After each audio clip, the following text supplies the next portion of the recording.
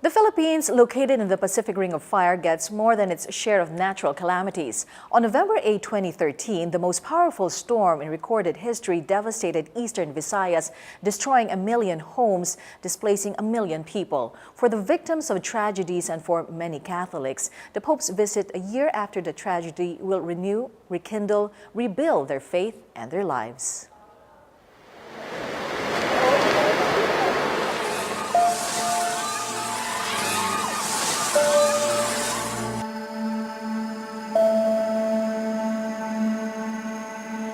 We are a nation at risk. The warm waters of the Pacific Ocean give birth to the big winds. An average of 10 of those typhoons hit us every year. We are also on the Pacific Ring of Fire, which produces 900 earthquakes a year from its constant shifting. And with 20 active volcanoes, the country gets more than its share of natural calamities.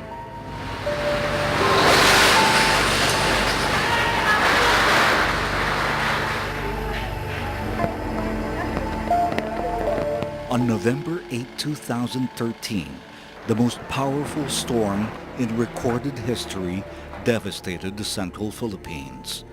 The close to 400 km/h winds of Typhoon Haiyan or Yolanda pushed a 7-meter-high storm surge onto unsuspecting Leyte and Samar, washing away entire villages, destroying 1 million homes, displacing 1 million people. More than 6,000 people were killed and 30,000 were injured. Yung mga hanap buhay namin, wala na rin. Tingnan mo, kakaawa talaga. Ngayon lang nangyari ito dito sa amin.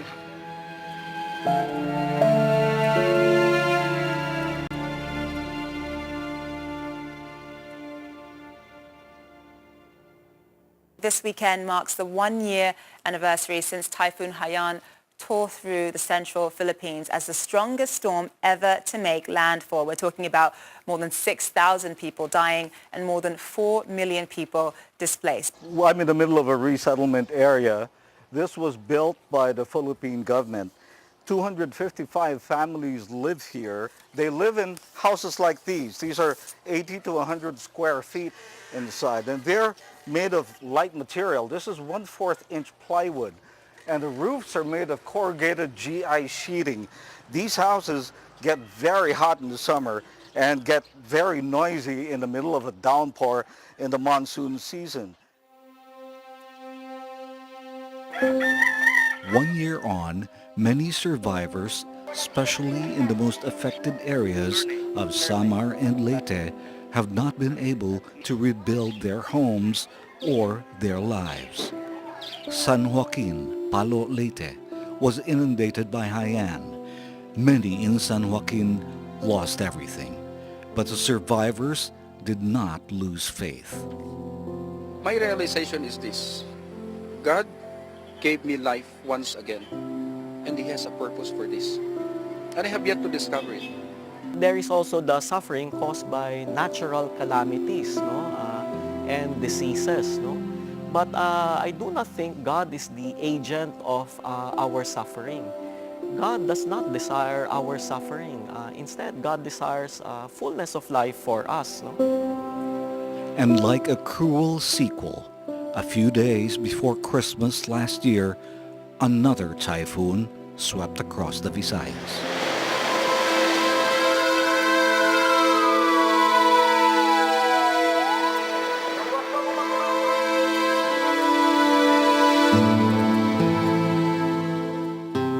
In the middle of these tragedies, in the middle of all the pain and suffering, residents found strength in their faith and in prayer.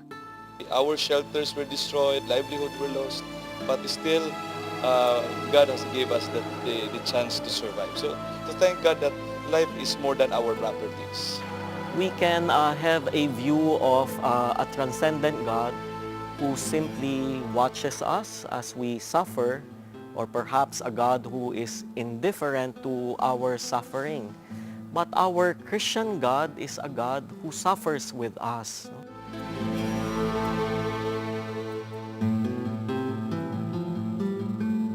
On January 17, survivors will get a chance to channel their prayers through God's lead messenger. Pope Francis will spend time with the victims of Yolanda.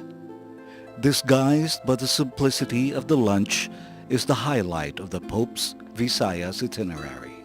Faith is restored through the personal encounter of the mercy and compassion of God. No? And that's why we're hoping that, that through the Holy Father's visit, no, we might have a personal experience of God's mercy, of God reaching out to us, no? God seeking those who have lost home and family members due to Yolanda and the Bohol earthquake.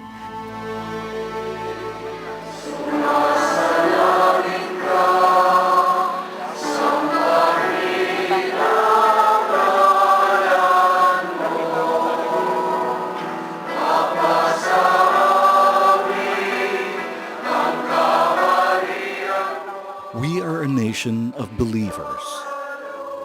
For the victims of tragedies and for many Catholics, the Pope's visit will renew, rekindle, rebuild their faith and their lives.